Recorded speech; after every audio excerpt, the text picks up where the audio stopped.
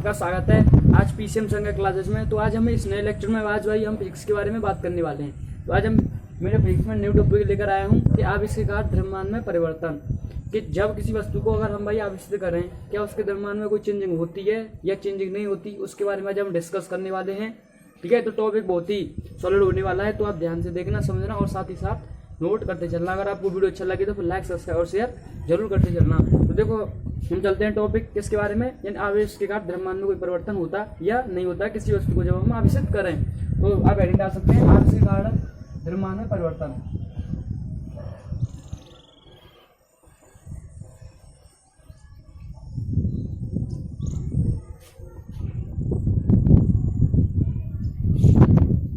देखो भाई, द्रव्यमान में परिवर्तन, जैसे अगर मान लो मैंने कोई उदासीन वस्तु ले ली, एक उदासीन वस्तु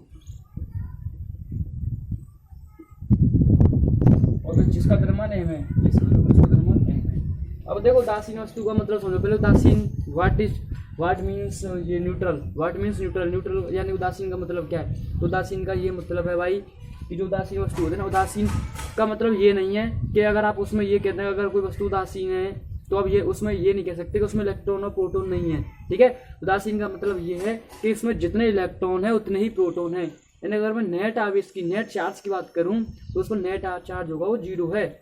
उदासीन का मतलब ये है कि उस पर नेट चार्ज है वो जीरो है। ठीक है, नेट चार्ज क्या होगा, जीरो होगा। और ये नहीं कह सकते आप कि उसमें इलेक्ट्रॉन की संख्या प्रोटॉन की संख्या नहीं, इलेक्ट्रॉन प्रोटॉन की संख्या है पर लेकिन इक्वल टू है। तभी तो जितने इलेक्ट्रॉन उतने प्रोटॉन, एक दूसरे को कैंसिल आउट करके क्या कर देंगे, जीरो। तो वो ये कह सकता हूँ मैं इलेक्ट्रॉन की संख्या इक्वल टू प्रोटॉन की संख्या। ठीक है, अब देखो भाई m द्रव्यमान की वस्तु है, ध्यान समझना। अब देखो मैं अगर इस वस्तु को n इलेक्ट्रॉन दान करवा दूं, दान का मतलब क्या है, किसी को देना, ठीक है, दान करना।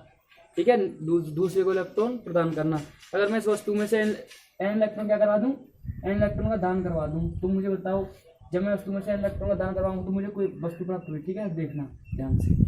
जैसे आप भाई, अब मैं खाली एग्जाम्पल ले रहा हूँ। ठीक है, जैसे इसमें 25 इलेक्ट्रॉन इसके पास और 25 ही प्रोटॉन है। ठीक है, एग्जाम्पल की दृष्टि से देखना है, जितने इलेक्ट्रॉन उतने प्रोटॉन है। अब देखो मान लो मैंने इसे 3 इलेक्ट्रॉन दान करवा दिया भाई, इस वस्तु में से 3 इलेक्ट्रॉन को निकाल दिया इसमें से, तो जो वस्तु में प्राप्त हो रही है उसमें बताओ कितने इलेक्ट्रॉन कितने प्रोटॉन प्राप्त हो रहे हैं। 22 तो इलेक्ट्रॉन और 25 प्रोटॉन ही तो प्राप्त हो रहे हैं।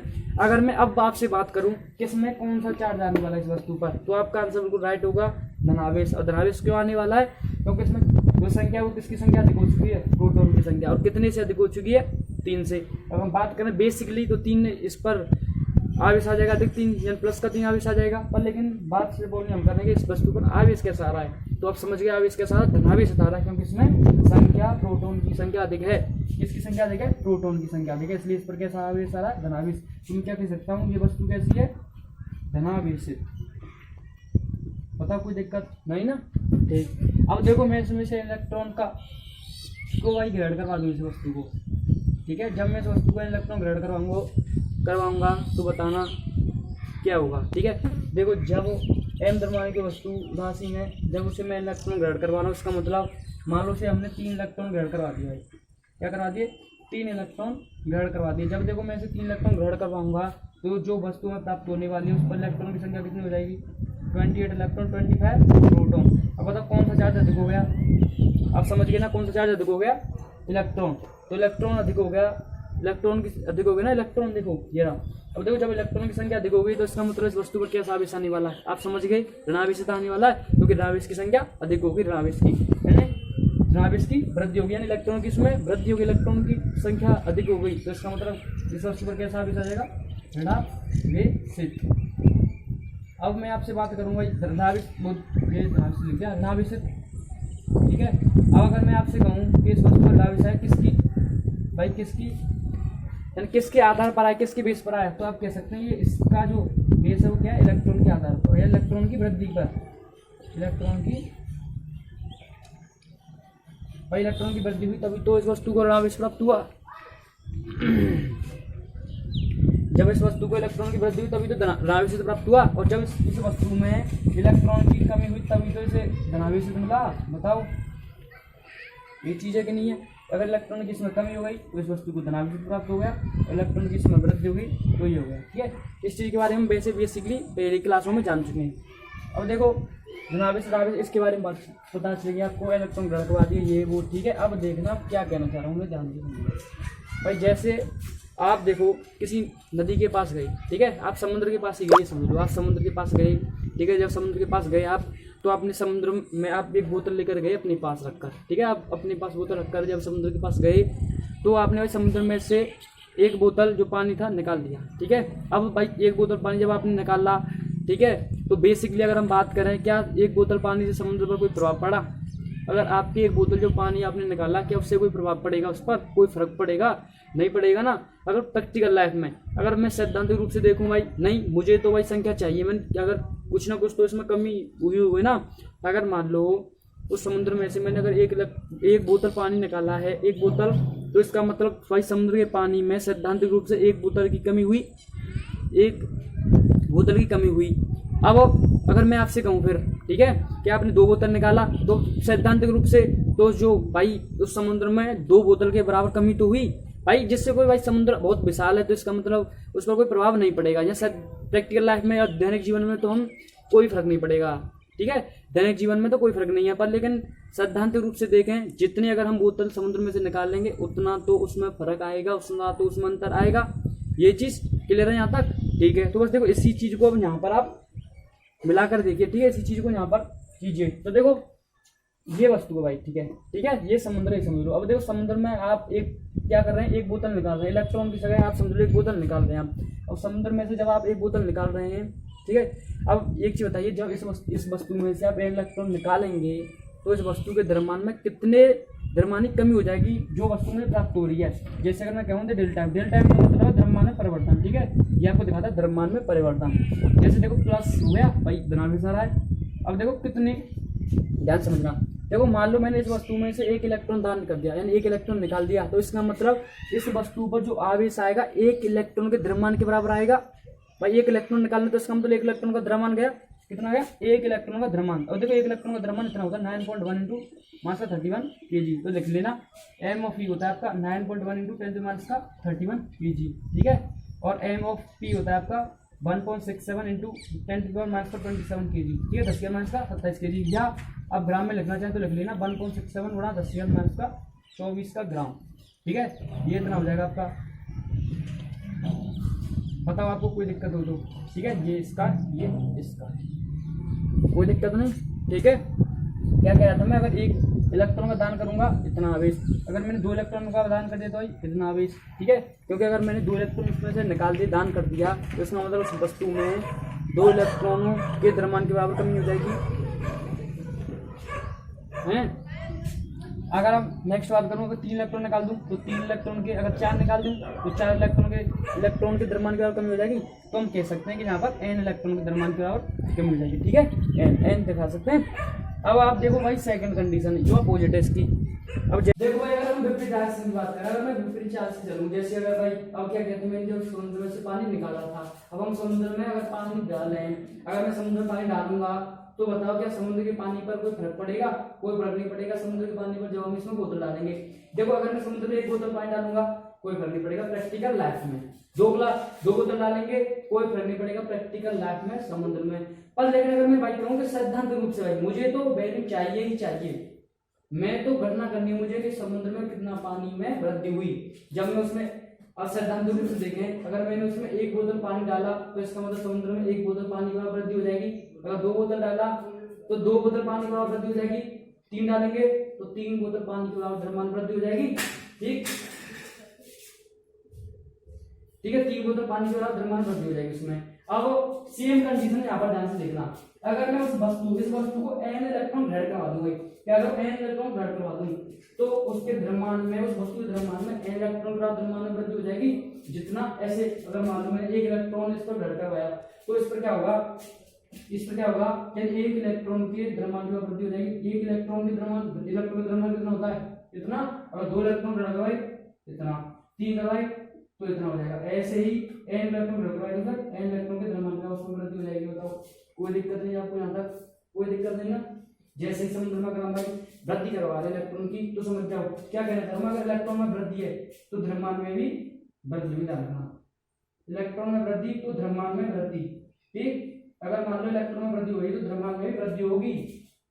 अगर इलेक्ट्रॉन में कमी हो रही है तो द्रव्यमान में भी क्या होगी, कमी होगी,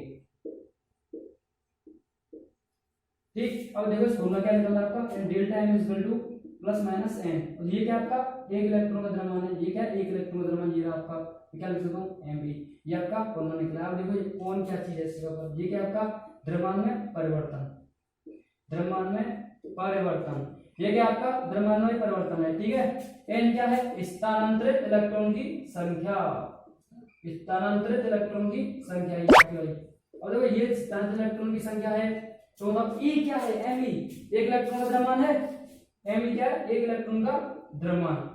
बताओ यहाँ तक कोई दिक्कत आपको, कोई नो प्रॉब्लम ना, ठीक। ये आपकी देखो डेल्टा एम क्या है, द्रव्यमान में परिवर्तन। देखो डेल्टा का मतलब क्या होता है, डेल्टा का मतलब होता है परिवर्तन की दर को दिखाना। अगर मान लो मैंने बी के आगे डेल लगा दिया तो इसका मतलब पता क्या है, अगर समय के सापेक्ष, ठीक है, अगर वेग में परिवर्तन लगा दिया, डेल्टा लगा दिया उसके सामने और समय के सापेक्ष कर दिया तो क्या हो जाएगा, त्वरण।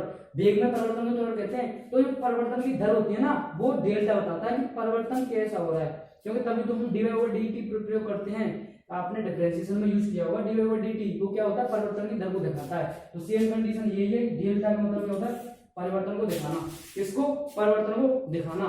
तो वही सेम कंडीशन, डेल्टा एम क्या है, द्रव्यमान में परिवर्तन है आपका, एम क्या है स्थानांतरित इलेक्ट्रॉन की संख्या है, और एम ई क्या है एक इलेक्ट्रॉन का द्रव्यमान, कोई दिक्कत नहीं, ठीक। तो देखो अब मैं आपसे एक क्वेश्चन कर सकता हूँ भाई, अब आपको कॉन्सेप्ट क्लियर कराया तो देखो अब मुझे बताना, मान लो इस वस्तु का द्रव्यमान एम डबल डैश है, इसका एम डैश है। अगर मैं आपसे पूछूं पहली condition M equal to M dash equal to M double dash, second condition M greater than M dash greater than M double dash, तीसरी कंडीशन है M double dash greater than M greater than M dash. अब मुझे बताइए भाई कौन सा option सही है।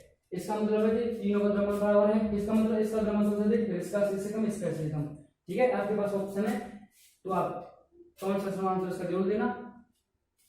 अब देखो भाई इसका आंसर देखते हैं। अब देखो आंसर क्या हुआ, मैं आपको बता चुका हूं, अगर इलेक्ट्रॉन में वृद्धि इसका मतलब द्रव्यमान में वृद्धि। अब देखो इस वस्तु में से हम इलेक्ट्रॉन्स में अधिक दे देते हैं, इसका मतलब इस वस्तु का जो द्रव्यमान होगा उस वस्तु से अधिक होगा, इसका द्रव्यमान इस वस्तु से कम होगा। तो मैं क्या कह सकता हूँ कि इस वस्तु का द्रव्यमान सबसे अधिक होगा, उससे कम ही होगा, तो इसमें तो फिर इससे कम ही होगा, तो इससे कम होगा, तो कह सकते हैं ये ऑप्शन आपका बिल्कुल राइट है, ठीक। आपको बिल्कुल क्लियर हो चुका होगा ये ऑप्शन भाई, आप इसका द्रव्यमान परिवर्तन। अब देखो यहाँ से प्रूव होती है ये चीज कि आवेश के साथ द्रव्यमान में परिवर्तन होता है। अगर किसी वस्तु को मैं आवेश कर दूं तो अगर मैं किसी वस्तु को आवेश करूंगा तो इसका मतलब उसके द्रव्यमान में भी चेंजिंग होगी, ठीक है। आज ये आपको क्लियर हो चुका होगा कि किसी वस्तु को आवेश करने के बाद उसके द्रव्यमान में भी चेंजिंग होती है, ठीक है भाई। अगर आपको वीडियो अच्छा लग रहा है तो फिर लाइक सब्सक्राइब और शेयर जरूर करते रहिए। अब देखो हम नेक्स्ट टॉपिक के बारे में पढ़ने वाले हैं, ठीक है, जो है आपका आवेश संरक्षण का नियम एंड कंजर्वेशन ऑफ लॉ। तो ध्यान से देखिए, समझिए और साथ साथ नोट्स बनाते चलिए। अगर आपको नोट्स चाहिए तो डिस्क्रिप्शन बॉक्स में जाकर के टेलीग्राम ग्रुप को ज्वाइन कर लें, जहां पर आपको फ्री नोट्स प्रोवाइड कराए जाएंगे फिजिक्स केमिस्ट्री मैथ के, ठीक। विद आपको यानी आपको यानी क्वेश्चन भी कराए जाएंगे, क्वेश्चन प्रैक्टिस भी कराई जाएगी वहां पर आपको, तो बस आपको टेलीग्राम ग्रुप को ज्वाइन। हेलो फ्रेंड्स, आपका स्वागत है। आज हम नए टॉपिक के साथ आगे बढ़ने वाले हैं, जो टॉपिक है फिजिक्स से, ठीक है। तो आज फिजिक्स में हम न्यू टॉपिक लेकर आए हूँ आपके सामने में, आवेश संरक्षण का नियम। तो देखो हम आवेश संरक्षण के नियम को आगे आज हम पढ़ने वाले हैं विद डिटेल विद कॉन्सेप्ट, ठीक है। तो देखो आवेश संरक्षण का नियम आपको मैं समझाता हूँ, तो हेडिंग बनाइए आप आवेश संरक्षण का नियम, आवेश संरक्षण का नियम। और देखो आवेश संरक्षण का जो नियम होता है भाई, देखो कंजर्वेशन ऑफ लॉ, यानी conservation of law, conservation of law. और देखो आवेश संरक्षण के नियम को समझाने से पहले मैं आपको कुछ एग्जांपल की ओर लेकर चलता हूँ। देखो एग्जांपल जैसे जो हम एग्जांपल लेते हैं भाई सोडियम, ठीक है, Na, और Na का अगर मैं एटॉमिक नंबर की बात करूँ तो इस Na का एटॉमिक नंबर कितना होता है, 11 होता है। और 11 के अनुसार एटॉमिक नंबर के अनुसार हम इसका क्या करें, इलेक्ट्रॉनिक विन्यास निकालना। तो देखो इसका जब इलेक्ट्रॉनिक विन्यास करूंगा तो कितना हो जाएगा, 281 हो जाएगा। सोडियम का ये है, कोई दिक्कत बताओ, ठीक। अब देखो यहाँ पर इसमें इलेक्ट्रॉन की संख्या बताओ कितनी है, बिल्कुल देखो 8 2 11 इलेक्ट्रॉन है, 11 प्रोटॉन है, 11 ही इलेक्ट्रॉन है, 11 प्रोटॉन है, ठीक। अब देखो भाई, आपको ये दुनिया में ये कथा प्रचलित है कि सोडियम एक इलेक्ट्रॉन का दान करता है। क्या करता है? एक इलेक्ट्रॉन का सोडियम दान करता है। अब एक इलेक्ट्रॉन का दान क्यों करता है? क्योंकि यह स्टेबल हो जाता है, इट बिकेम्स स्टेबल, क्योंकि यह अपनी जो कक्षा है उसको, अपने जो भाई ये अष्टक को पूर्ण रखना चाहता है, इसलिए यह एक इलेक्ट्रॉन का दान करता है, जिससे यह एक इलेक्ट्रॉन का दान करेगा और इसका अष्टक पूर्ण हो जाएगा। उन्हें बात कम कर रे।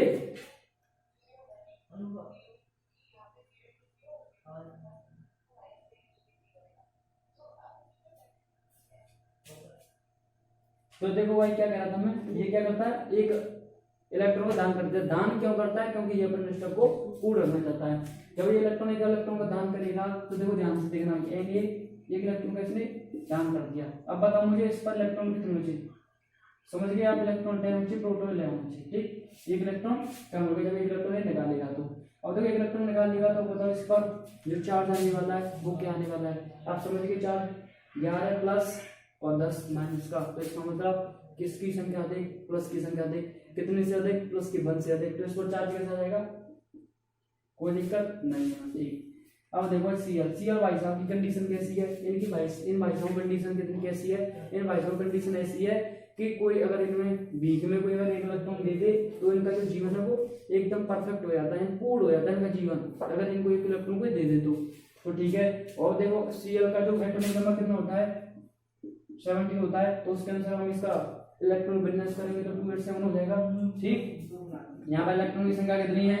17। प्रोटॉन की संख्या कितनी है? 17। जितने इलेक्ट्रॉन उतने ही proton, it is neutral state.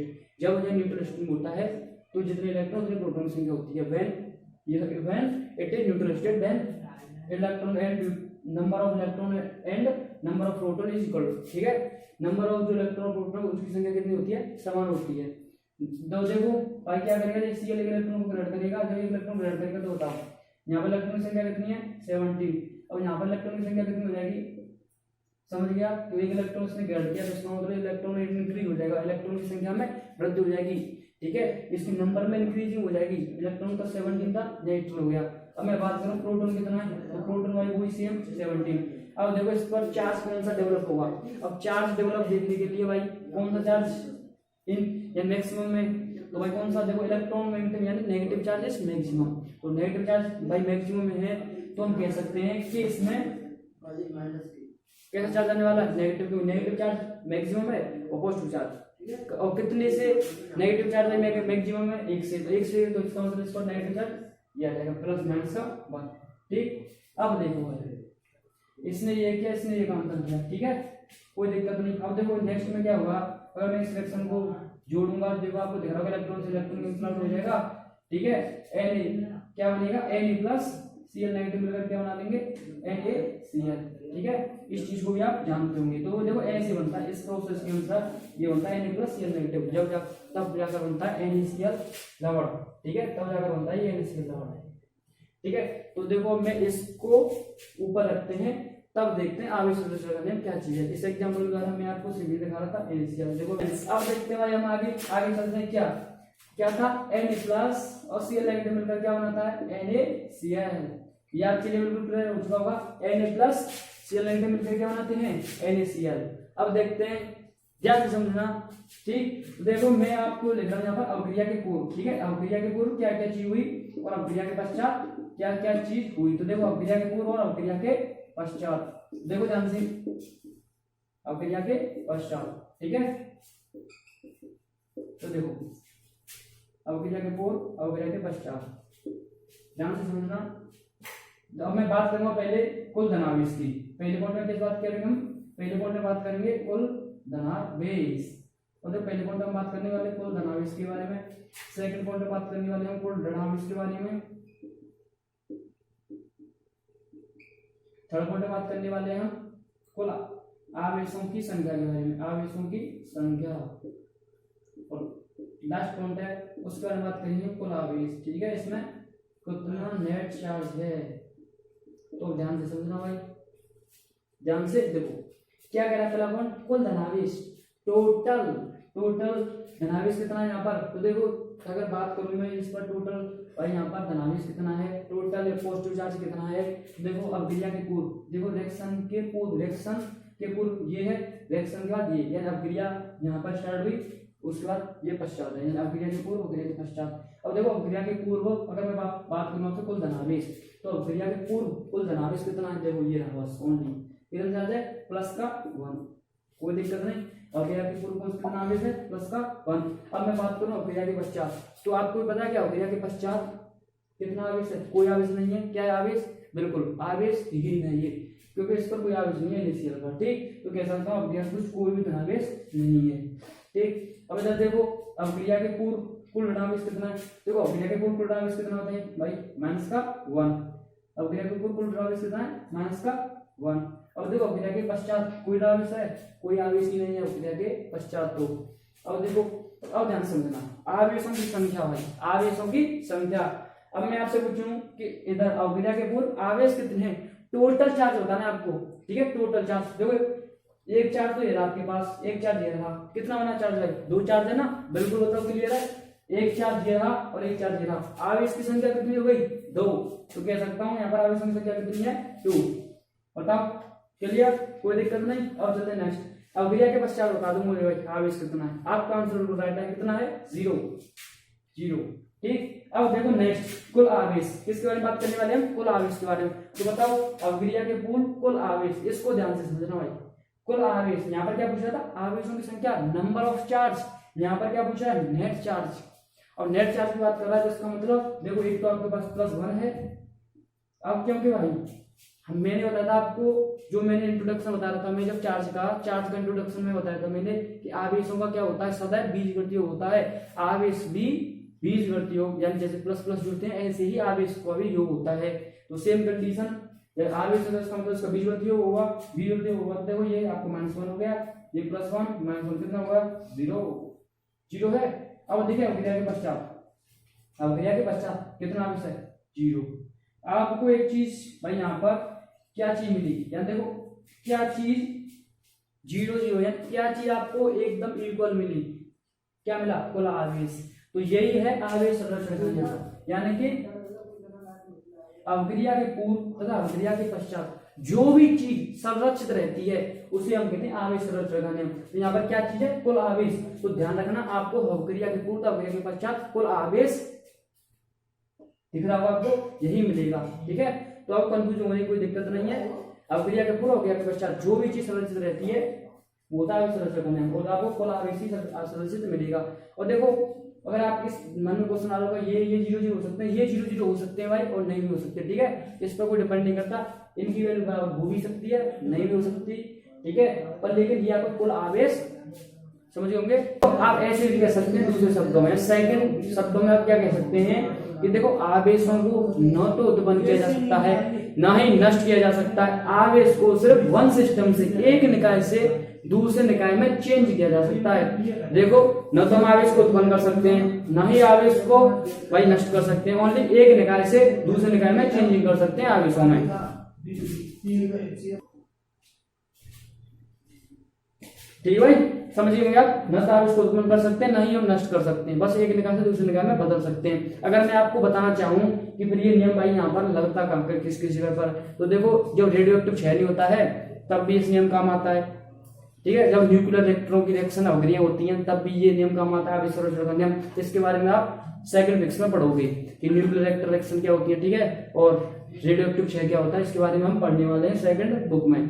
तो वहां पर भी आपको आवेश संरक्षण का नियम मिलेगा, ठीक है। और देखो अगर मैं आपको बताना चाहूँ क्या होता है, देखो आवेश संरक्षण का नियम ऐसे होता है, जब एक इलेक्ट्रॉन है भाई, एक इलेक्ट्रॉन एक पॉजिट्रॉन, ठीक है, जब एक दूसरे में आपस में मिलते हैं तो एक दूसरे को नष्ट कर देते हैं, एक दूसरे का विनाश कर देते हैं। एक इलेक्ट्रॉन एक पॉजिट्रॉन एक दूसरे को नष्ट कर देते हैं। अब देखो नष्ट कर दिया, उसका विनाश कर दिया दोनों ने एक दूसरे का, तो इसका मतलब ये नहीं कि वो नष्ट हो गई। देखो ये एक दूसरे को नष्ट तो कर देंगे पर लेकिन वहां पर हमें एक ऊर्जा प्राप्त होगी, उन दोनों के विनाश से हमें एक ऊर्जा उत्पन्न होती है, वहां पर होती है फोटोन, ठीक है। फोटोन नाम की ऊर्जा उत्पन्न होती है जब उनका दोनों का विनाश होता है। तो वहां पर क्या हुआ, ये आवेश संरक्षण का नियम लागू हुआ और आपका संवेग संरक्षण का नियम भी वहां पर लागू हुआ, जिसके बारे में आप 11th में पढ़ चुके होंगे। तो बस इसी को बता रहा था मैं, ठीक है। कहाँ पर ये प्रयोग होता है आपका आवेश संरक्षण का नियम। तो मैं आपको यहाँ पर डेफिनेशन लिख रहा हूँ, उसको ध्यान से समझना।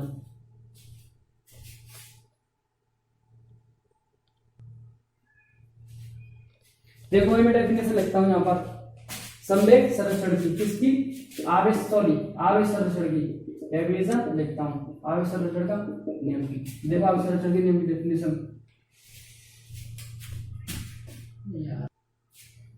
देखो भाई मैं संवेग आवेश संरक्षण के नियम की डेफिनेशन लिखता हूँ। देखो क्या है, देखो इस नियम के अनुसार, इस नियम के अनुसार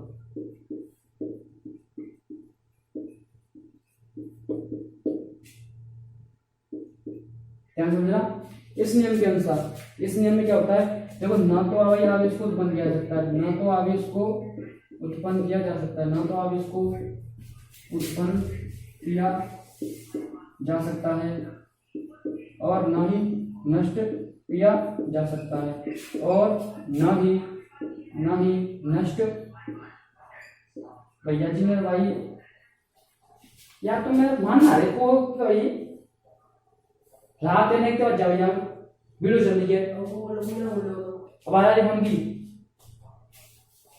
और न ही नष्ट किया जा सकता है, परंतु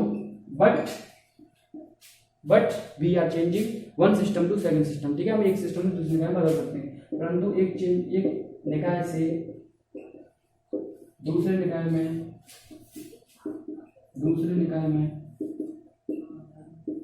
बदल सकते हैं, परिवर्तित कर सकते हैं, परिवर्तित कर सकते हैं, ठीक है भाई, ये आपको क्लियर हो चुका होगा आवेश संरक्षण का नियम।